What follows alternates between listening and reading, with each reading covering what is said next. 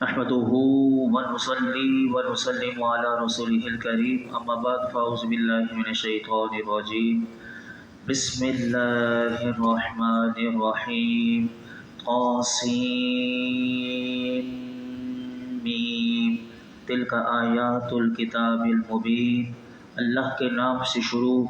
جو نہایت مہربان رحمت والا ہے۔ یہ آیتیں ہیں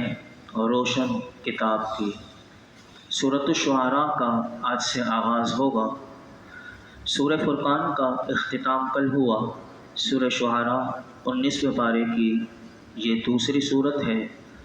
اور اس صورت کی تمام آیتیں مکی ہیں سوائے 4 آیتوں کے کہ جو آخر میں آتی ہیں، جو کہ وَالشُّعَرَاءُ يَتَّبِعُهُمُ الْغَاوُونَ سے شروع ہوتی ہے، کہ یہ 4 آیتیں یہ مدنی ہیں۔ اس صورت میں 11 رکوع اور 227 آیتیں ہیں۔ شعراء کا مطلب کیا ہے؟ اس صورت کو شعراء کہتے ہیں۔ شعراء یہ شاعر کی جمع ہے، کہ جس کا معنی واضح ہے کہ شاعر جو شعر و شاعری کرتے ہیں۔ اس صورت میں کیا بتایا جائے گا وہ آپ آگے سماعت کریں گے۔ اس صورت کی آیت نمبر 224 میں نبی کریم صلی اللہ علیہ وسلم کے خلاف شاعری کرنے والے یعنی حضور کو وہ شاعر کہتے تھے، اللہ رب العالمین نے ایسے مشرکین کی مذمت میں یہ صورت نازل کی اور ان کی مذمت بیان کی۔ اس مناسبت سے اس صورت کا نام سورہ شعراء رکھا گیا۔ سورہ شعراء کی فضیلت کے بارے میں ایک حدیث پاک میں آپ کے سامنے رکھتا ہوں کہ کنز العمال میں یہ حدیث پاک موجود ہے کہ حضرت انس بن مالک رضی اللہ تعالیٰ عنہ سے روایت ہے کہ نبی کریم صلی اللہ علیہ وسلم نے ارشاد فرمایا کہ اللہ تبارک و تعالیٰ نے مجھے توریت کی جگہ یعنی پوری سورہ توریت جو کتاب اللہ نے حضرت موسیٰ علیہ السلام پر نازل کی توریت، تو حضور نے فرمایا توریت کی جگہ اللہ نے مجھے قرآن کی ابتدائی 7 لمبی صورتیں عطا کی، اور فرمایا انجیل کی جگہ فرمایا مجھے راءات یعنی وہ صورتیں عطا کی کہ جن کے شروع میں لفظ را موجود ہے، اور فرمایا زبور کی جگہ قواسین عطا کی یعنی وہ صورتیں کہ جن کے آغاز جو ہوتا ہے وہ توسین میم جیسے یہ والی صورت ہے، اور حضور نے فرمایا حوامیم یعنی وہ صورتیں کہ جن کے شروع میں حامیم بار بار آتا ہے۔ فرمایا کہ یہ صورتیں اللہ تعالیٰ نے مجھے عطا فرمائی، اور فرمایا مجھے حوامیم اور مفصل صورتوں کے درمیان ان انبیاء علیہ السلام پر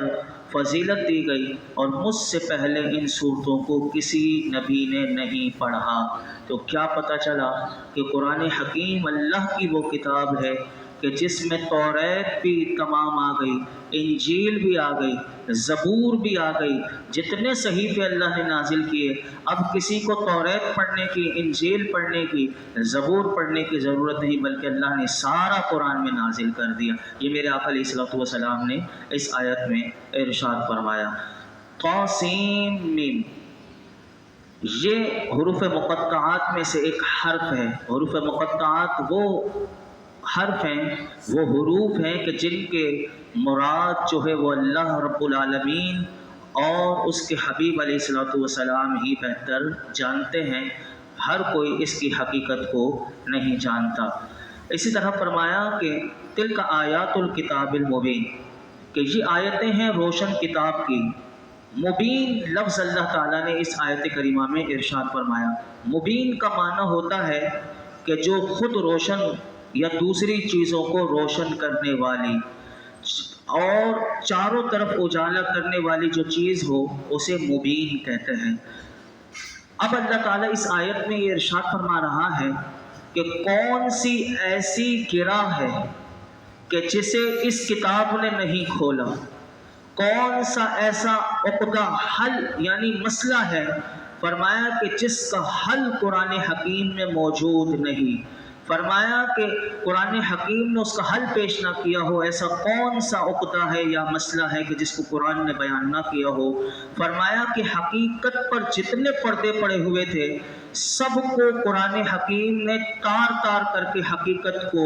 آشکارا کیا۔ فرمایا اگر ایسی کتاب مبین نہیں تو پھر بتاؤ کون سی کتاب ہے کہ جو اس لقب سے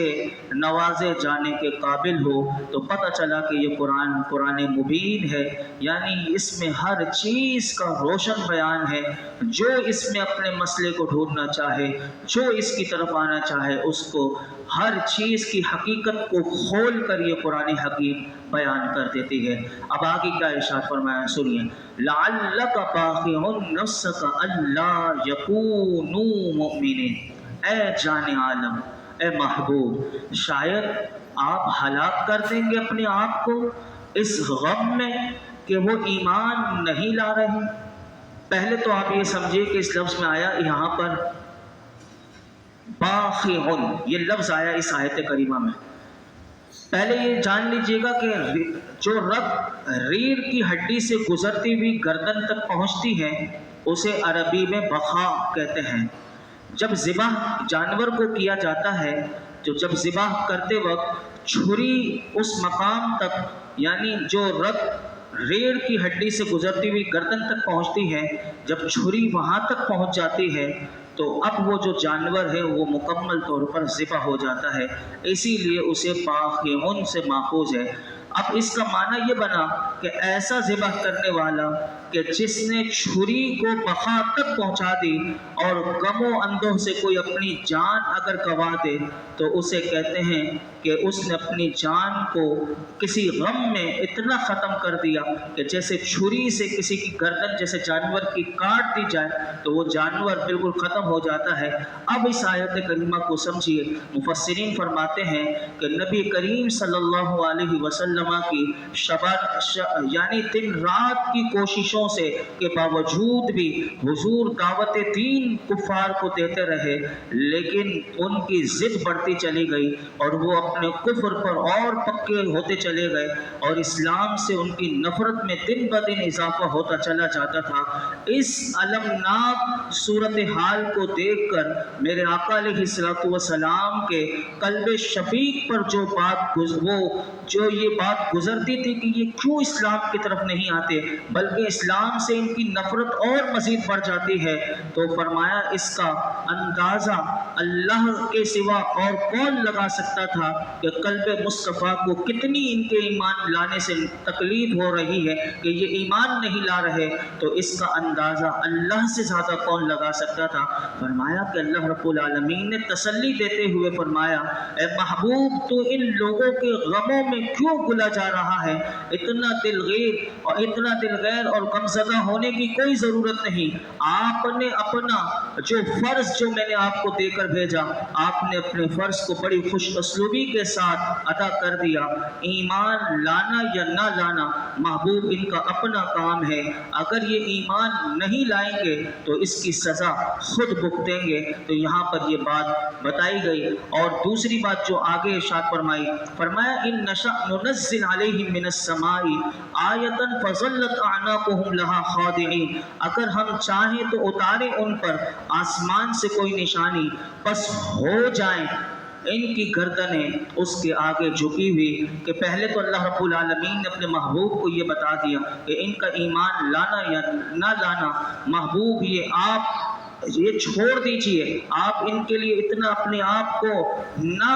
غم میں ڈالیں، بلکہ اگر یہ ایمان لائیں گے تو یہ ان کا اپنا فائدہ ہے، اور نہیں لاتے تو اس کی سزا بھگتیں گے۔ لیکن فرمایا محبوب اگر ہماری مرضی ہوتی تو یہ سارے کے سارے مشرف با اسلام ہوتے، اور ہم انہیں آسمان سے کوئی ایسی نشانی دکھا دیتے کہ جس کے بعد انہیں انکار کی کوئی گنجائش نہیں رہتی۔ لیکن ہماری مشیت تو یہ ہے کہ انسان کو ہم نے عقل دی ہے، اس کو سمجھ دی ہے، اس کو فہم کی صلاحیت دی ہے، تو انسان اپنی عقل اور فہم کی قوتوں کو بروئے کار لاتے ہوئے، اور جو اس کو آزادی دی ہے اور اس کے سامنے حق اور باطل کا راستہ ہم نے دونوں اس کو واضح کر دیے ہیں اور اس کو اختیار دے دیا ہے کہ ان دو راہوں میں سے جس راہ کو چننا چاہتا ہے کہ وہ حق کے راستے کو چن لے یا باطل کے راستے کو چن لے، اسے ہم نے آزادی دی ہے۔ اگر وہ نیکی کا راستہ اختیار کرے تو بھی اس کو اجر کا وہ مستحق بنے گا، اور اگر اپنی مرضی سے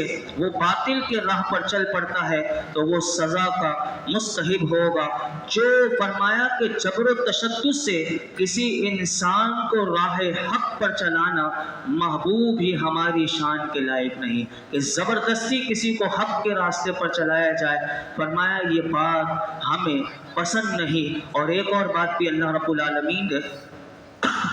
اس آیت کریمہ میں ارشاد فرمائی کہ محبوب اگر ہم چاہتے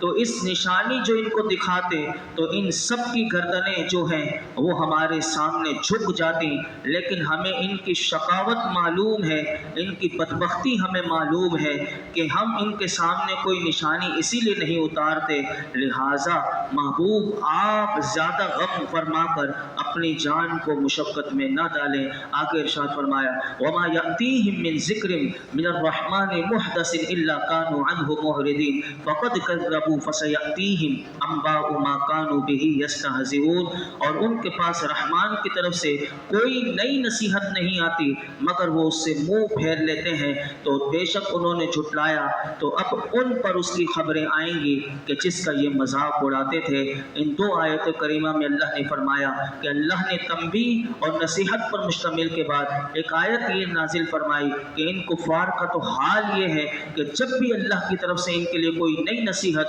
اور وحی نازل ہوتی ہے تو وہ اس کا انکار کرتے چلے جاتے ہیں، اور یوں دم بدم ان کا کفر جو ہے وہ بڑھتا چلا جاتا ہے۔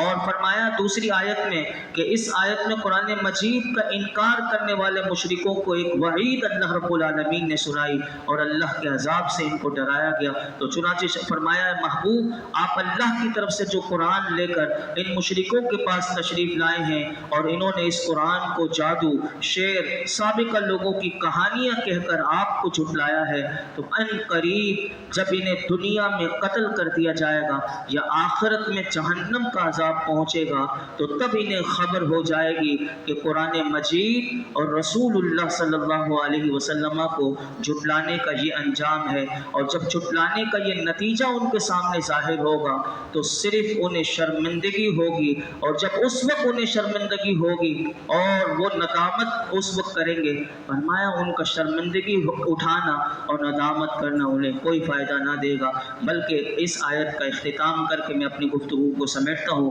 فرمایا اولم یروا الی الارض کم انبتنا فیہا من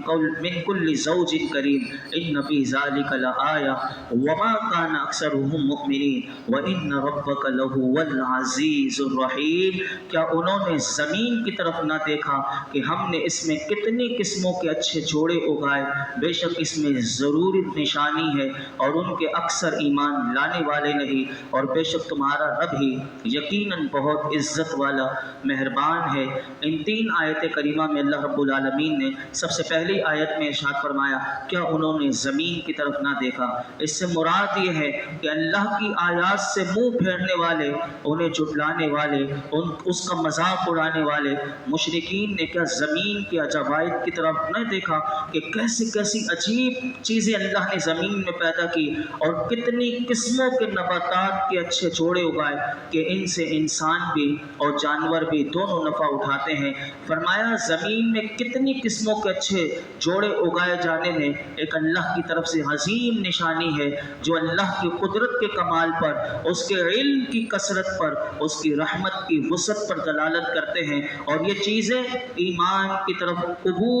ایمان قبول کرنے کی طرف راغب کرنے والی ہیں اور کفر سے روکنے والی ہیں۔ لیکن فرمایا اس کے باوجود بھی ان مشرکوں میں سے اکثر ایمان قبول کرنے والے نہیں، کیونکہ یہ کفر و گمراہی میں ڈوبے ہوئے ہیں اور سرکشی اور جہالت میں منہمک ہیں۔ اور بعض مفسرین نے اس آیت کا یہ معنی بھی کیا کہ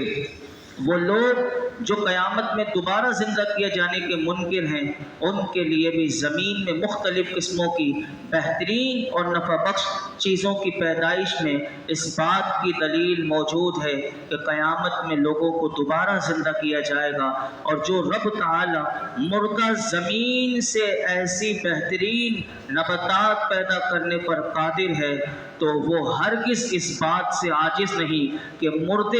یہ لوگ یہ سمجھتے ہیں کہ جو مر جاتا ہے تو اس کے اعضاء جو ہیں وہ بکھر کر ہوا میں اڑ جاتے ہیں، فضا لے جاتی ہے، زمین میں کوئی اس کا وجود موجود نہیں ہوتا۔ تو فرمایا کہ اللہ رب العالمین ہرگز اس بات سے عاجز نہیں کہ وہ مردوں کے بکھرے ہوئے اجزاء کو جمع کر کے قبروں سے انہیں دوبارہ زندہ اٹھائے، لیکن ان میں سے فرمایا اکثر قیامت کے اٹھائے جانے پر ایمان نہیں لاتے۔ تو اے محبوب، آپ کا رب ہی یقینی طور پر عزت والا ہے اور وہی غالب ہے اور کافروں کو سزا دینے پر قدرت رکھنے والا ہے، اور وہی مہربان ہے، اور اسی نے اپنی رحمت سے ان مشرکوں، ان کافروں کی فوری گرفت نہیں فرمائی، بلکہ وہ رب انہیں بار بار مہلت دیتا ہے، انہیں غور و فکر کی دعوت دیتا ہے کہ آ جاؤ، تمہارے لیے ابھی بھی راستہ ہے، ابھی بھی تمہارے لیے مہلت ہے کہ اگر تم نے زندگی سے وہ جس مقصد کے لیے تمہیں زندگی دی ہے اگر تم نے اس مقصد میں لگا دی تو پھر تم اپنے حال کو سنوار لو، اور اس نے تمہیں مہلت دی ہے، ورنہ پھر انجام وہی ہوگا جیسے ابھی آپ سماعت کر چکے ہیں کہ اللہ رب العالمین قیامت کے دن ان کو سزا بھی ان کی دے گا۔ تو یہ دیکھیے کہ بار بار قرآن ایسے ہی نہیں کہ فوراً کسی کی گرفت کر لے، یہی قرآن ہمیں بار بار غور و فکر کے وہ دعوت دیتا ہے کہ ہم غور و فکر کریں اور صلاحیت کو استعمال کریں۔ جہالت والی زندگی میں انسان مزید بھٹکتا چلا جاتا ہے، جہالت والی زندگی میں انسان مزید گمراہی میں چلا جاتا ہے، اسی لیے جہالت جو ہے وہ اندھیرا ہے، علم روشنی ہے، تو قرآن و حدیث کی روشنی حاصل جہاں سے بھی ملے، لیکن جو صحیح علماء ہوں ان کی بارگاہ میں جا کر قرآن و حدیث کا نور ضرور لیا کریں، تاکہ یہ علم آتا رہے گا تو جہالت کے اندھیرے چھٹتے رہیں گے اور ہماری زندگیاں صحیح سمت پر چلتی رہیں گی۔ اللہ رب العالمین ہمیں قرآن حکیم کا نور عطا فرمائے۔ الحمدللہ رب العالمین،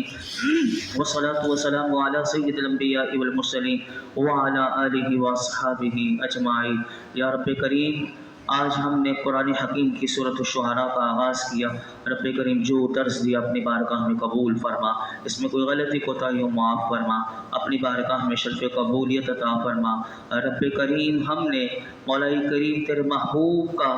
مولا کریم ان کی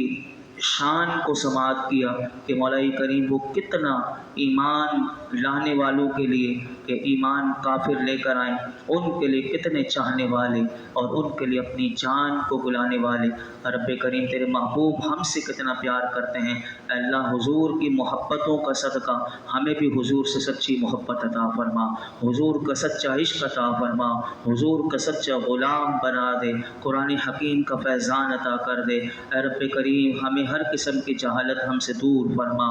مولا کریم بدبختی ہم سے دور فرما، اے رب کریم ہمارے گناہوں کو معاف فرما، مولا کریم ہماری بے حساب مغفرت فرما، ہمارے والدین کی، میرے آقا کی تمام امت کی مغفرت فرما۔ قرآن حکیم سمجھنا سمجھانا عمل کرنا ہمارے لیے آسان کر دے۔ آج تک جتنی دعائیں کی ہیں آئندہ کریں گے سب دعاؤں کو قبول فرما۔ یہ جتنے حاضرین موجود ہیں رب کریم سب کی